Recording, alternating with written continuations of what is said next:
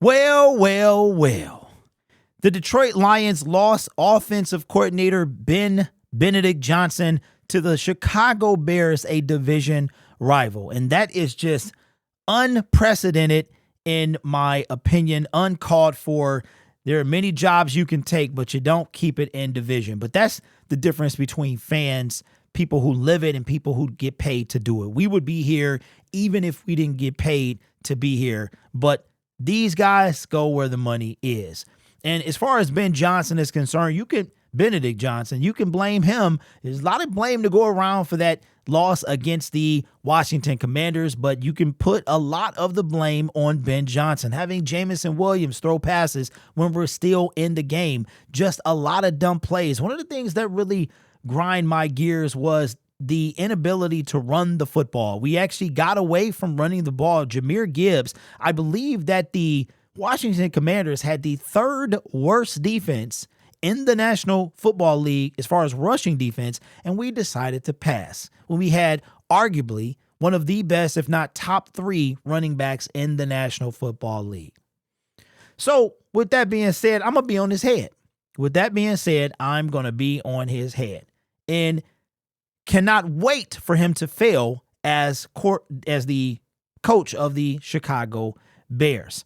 Well, looks like he having a few growing pains over there. And that's a slow news day. It's slow news time here in Detroit until we basically kick off the preseason. We haven't talked about Benedict Snake Johnson in quite a while. Looks like he was having a tough time early in camp there, man. And in addition to that, apparently I don't keep up with the Bears. I just see stuff on Twitter. Apparently his quarterback got a new book released, and that's where all of that stuff came from about Caleb Williams potentially going to the UFL as opposed to being drafted by the Chicago Bears. I did not read the book, so I don't know why he decided to go to the Bears. I do remember his father not really wanting him to go to the Bears, but looks like Benedict Snake Johnson had a tough day, and we going to keep tabs on that. And as a matter of fact, I'm going to call somebody out right now. He goes by the name of EJ on Twitter, and he subscribed to the channel. He likes to take screenshots of my videos, and he got me blocked on Twitter. So I'm about to block you in the comment section, bro. Like a little punk, young punk. Come on, man. But I'm going to talk about your franchise and your coach right now. Here's what Ben Johnson, this is coming from Detroit Lions on SI. Shout out to those guys over there. Says he was visibly frustrated. That's what the media said. We're making mistakes just like we thought, Johnson said. Matter of fact, let me go up here. Says, speaking to reporters during his media session, Johnson acknowledged when asked about his visible agitation. Says, you saw agitation today? I thought that was normal. I'll work to get my body language under control. I've talked about that with the players, so I have to do a better job of that myself. Well. Hibbity hoo-ha. What do you know, Benedict Snake? Taking responsibility. I wonder where you got that from, young punk. We're making mistakes, just like we thought we would, said Johnson. Second day of install here today, and you could tell we had a little more mentals and pre-snap penalties, and the little details kind of fell to the wayside. We'll clean that up as we go. Sure, I'm sure you will. And then when it came to his quarterback, said he had some feelings prior to the NFL draft in 2024 about going to the Chicago Bears.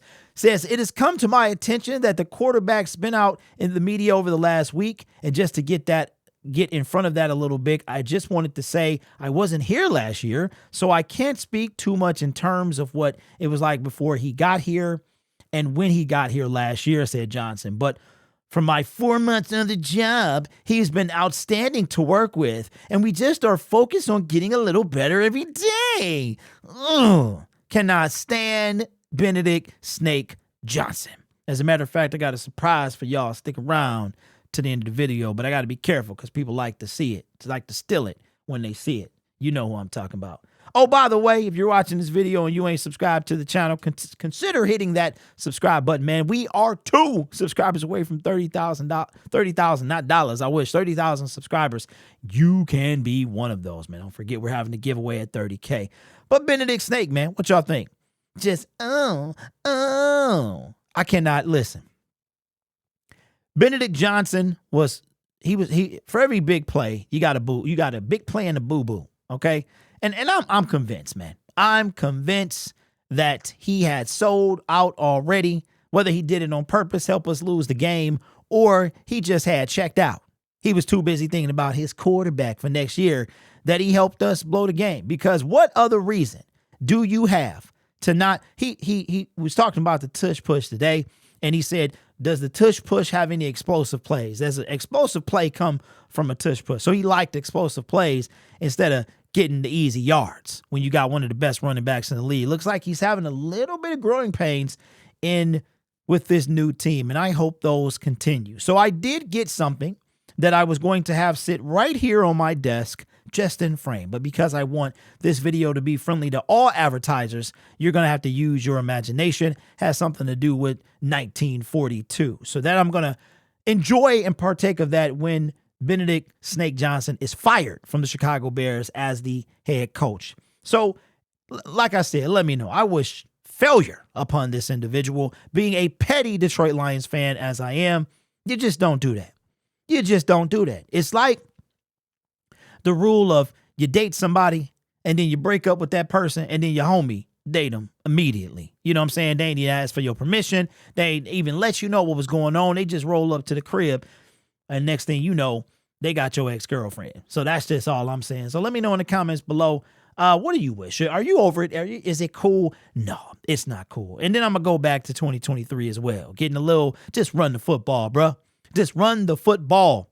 2023, we up 17 points. He always got away from what was working. Now, of course, I wouldn't mind if he stayed, but it's over with now, and he stayed in division. He did that on purpose too, by the way. That's not like the only job he had. But again, if you think about how this thing went with the Washington Commanders and all that other stuff, I think the Commanders were feeling some type of way heading into last season. And I am looking forward to them playing the Bears as well. I wish nothing but failure upon the Bears franchise until period, but especially while he is the head coach of their organization. So consider subscribing to the YouTube channel. When you get so close, it seems like it takes forever to get there. But don't forget, we will be having a giveaway at 30K. Villain Lion 18-inch.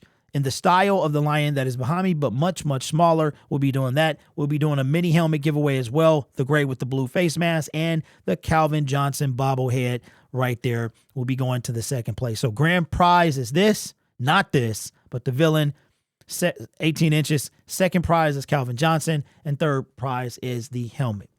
Just before we get out of here, man, got some bad news today.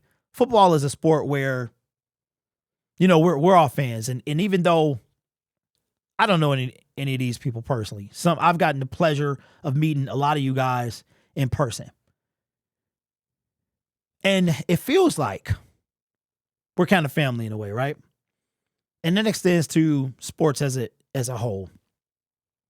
The NFL lost a coach today. Lost the owner. And that owner is Jim Irsay. You guys know we have an Indianapolis Colt syndicate. And when I saw the news, I immediately thought of him and all the other Colts fans. But Jim Irsay passed away today at the age of 65 years old.